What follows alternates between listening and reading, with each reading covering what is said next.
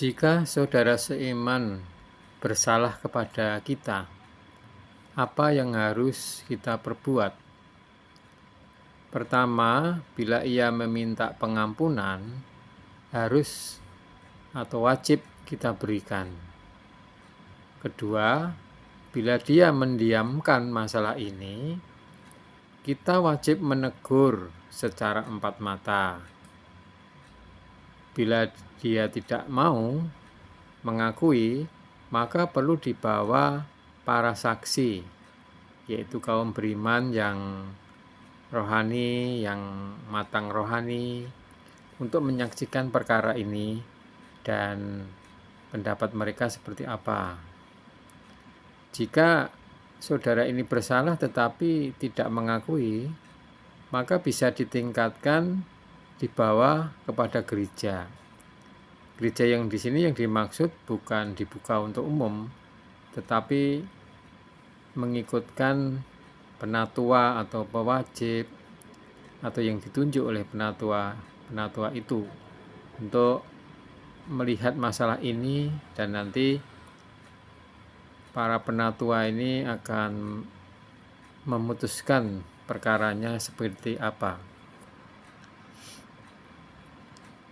Dan apabila entah dia mengakui ataupun tidak, yaitu respon yang ditunjukkannya akan memiliki akibatnya masing-masing. Berita ini diambil dari buku Pengampunan dan Pemulihan oleh Watchmeni, diterbitkan oleh Jasperin. Nah, saudara kita memberikan pandangannya mengenai jika seorang saudara seiman itu berbuat dosa. Yang pertama adalah mengampuni saudara itu. Cara mengampuninya kita baca Lukas 17 ayat 34. Jikalau saudaramu berbuat dosa, tegurlah dia, dan jikalau ia menyesal, ampunilah dia. Bahkan jikalau ia berbuat dosa terhadap engkau 7 kali sehari, dan 7 kali ia kembali kepadamu dan berkata, aku menyesal, engkau harus mengampuni dia.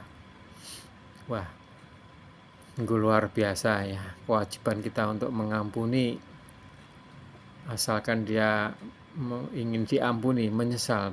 Bahkan berkali-kali pun di sini diberikan gambaran 7 kali sehari pun kita tetap harus mengampuni. Hal kapasitas Allah, Matius 18 ayat 23 sampai 27. Sebab hal kerajaan surga seumpama seorang raja yang hendak mengadakan perhitungan dengan hamba-hambanya. Setelah ia mulai mengadakan perhitungan itu, dihadapkan-nyalah kepadanya seorang yang berhutang 10.000 talenta. Tetapi karena orang itu tidak mampu melunaskan hutangnya, raja itu memerintahkan supaya ia dijual beserta anak istrinya dan segala miliknya untuk pembayar hutangnya. Lalu sujudlah hamba itu menyembah dia, katanya, sabarlah dahulu, segala hutangku akan kulunasi. Tergeraklah hati raja itu oleh belas kasihan, sehingga ia membebaskannya dan menghapuskan hutangnya. Inilah kapasitas Allah. Raja ini adalah Allah. Dia bisa mengampuni seberapa besarnya pun hutang dosa kepada Allah. Dan kita masuk ke yang ketiga, harapan Allah. Matius 18 ayat 28 sampai 30. Tetapi ketika hamba itu keluar, ia bertemu dengan seorang hamba lain yang berhutang 100 dinar kepadanya. Ia menangkap dan mencekik kawannya itu, katanya, bayar hutangmu. Lalu sujudlah kawannya itu dan memohon kepadanya, sabarlah dahulu, hutangku itu akan kulunasi. Akan tetapi ia menolak dan menyerahkan kawannya itu ke dalam penjara sampai ia melunasi hutangnya. Di sini hamba yang diberikan pengampunan justru memperlakukan kawannya itu yang mirip yang dia alami itu berhutang, tetapi dia tidak mau memberikan kelonggaran, pengampunan kepada. Harapan Allah kepada kita, setelah kita memperoleh kasih karunia, kita harus belajar memberikan kasih karunia kepada orang lain. Ganjaran Allah. Matius 18 ayat 34 sampai 35. Tuannya itu pun marah dan menyerahkannya kepada Al-Guju sampai ia melunasi seluruh hutangnya. Demikian juga yang akan diperbuat oleh Bapakku yang di surga terhadap kamu. Apabila kamu masing-masing tidak mengampuni saudaramu dengan segenap hatimu. Jadi sungguh serius saat kita mendapatkan pengampunan dosa, mendapatkan maaf dari Allah, tetapi justru kita sendiri waktu menghadapi orang lain, kita tidak memberikan hal yang sama yang telah kita terima, yaitu pengampunan. Ini sangat serius akibatnya.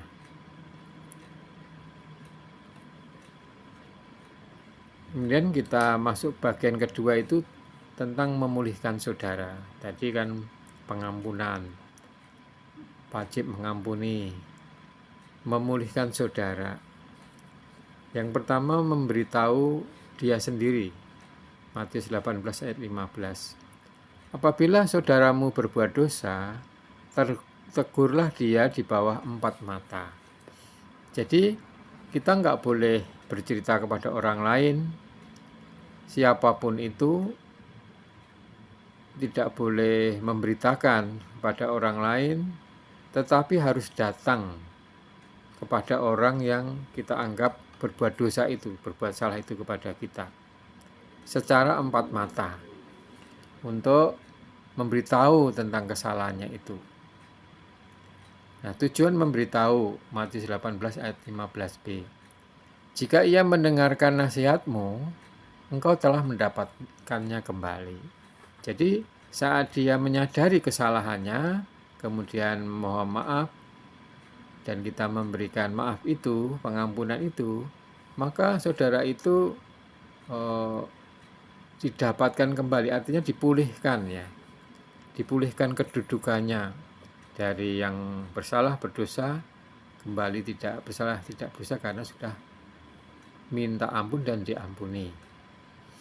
Sikap ketika memberitahu, roh kita harus benar ya. Perkataan dan cara mengatakannya, sikap, air muka, suara, dan nada suara, semua harus benar.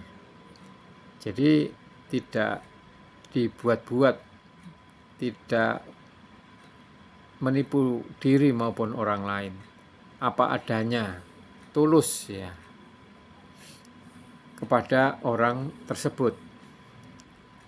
Jadi itulah sikap yang diinginkan Allah kepada orang yang berbuat salah, berdosa kepada kita. Kemudian memberitahu orang lain. Matius 18 ayat 16. Jika ia tidak mendengarkan engkau, bawalah seorang atau 2 orang lagi, supaya atas keterangan 2 atau 3 orang saksi, perkara itu tidak disangsikan. Jadi ditegur 4 mata, tetapi kalau dia tidak mengakui kesalahannya, kita juga tidak perlu membicarakan ke orang lain, kecuali saksi yang kita pilih, yang akan kita bawa kepada orang itu. Jadi masih tertutup sekali. Diharapkan dengan saksi itu dia diyakinkan tentang kesalahannya ya. Kemudian bisa mengakuinya. Inilah yang maksudnya memberitahu orang lain itu. Terakhir, memberitahu gereja. Matius 18 ayat 17. Jika ia tidak mau mendengarkan mereka, para saksi ini ya, sampaikanlah soalnya kepada jemaat atau gereja. Jadi gereja ini adalah orang-orang. Di setiap gereja lokal ya itu ada pemimpinnya, yaitu yang dipercaya Tuhan, para penatua. Jadi penatua lebih dari satu orang, para penatua ataupun mungkin yang bertanggung jawab, pewajib atau orang yang melayani, supaya diberitahukan kepada mereka masalah ini. Kemudian mereka akan melihat, mendengarkan, ya, memeriksa perkara itu, dan mereka akan memiliki pendapat, keputusan terhadap orang itu. Apabila orang itu mendengarkan gereja ini, maka dia dapat dipulihkan kembali. Ya. Nah, kita akan masuk lebih dalam apa akibatnya. Akibat ada dua ya tadi responnya itu.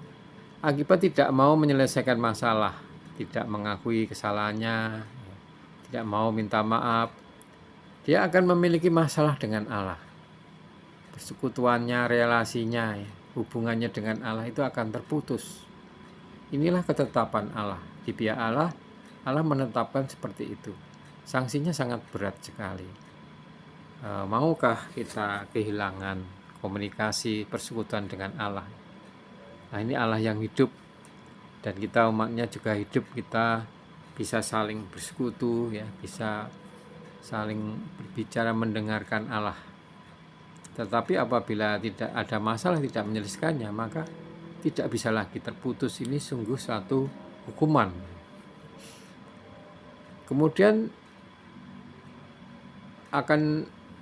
gereja akan mengetahui dan memberikan sanksi. Dia dipandang seperti orang yang tidak mengenal Allah. Jadi bukan lagi orang yang mengenal Allah yang bisa bersekutu ya kepada saudara-saudari gereja yang lain. Tapi karena dipandang tidak mengenal Allah, maka dia ya didiamkan, ya, diberikan sanksi, didiamkan. Ya, tidak tahu nanti dia betah apa tidak. Ya, dia tidak bisa masuk ke gereja lain karena ini gereja lokal. Berbeda dengan gereja yang sistem organisasi, mungkin bisa pindah ke organisasi lain. Tapi dalam gereja lokal, tumpuan keesaannya itu satu kota, satu gereja. Ini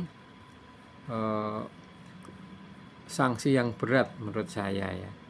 Apa betah saya kalau tidak bisa berkomunikasi dengan saudara-saudari yang lain? Ini akibatnya apabila kita bersalah tetapi tidak mengakui kesalahan kita, tidak menyelesaikan dengan saudara yang kita salahi. Tetapi sebaliknya, bila dia mau menyelesaikannya, maka akan ada pemulihan hubungan dengan Allah, dengan manusia juga, ya, dengan saudara-saudari, dengan yang kita salahi, itu akan pulih. Puji Tuhan, kita mestinya di dalam kehidupan kita itu tidak luput dari kesalahan atau mungkin dosa.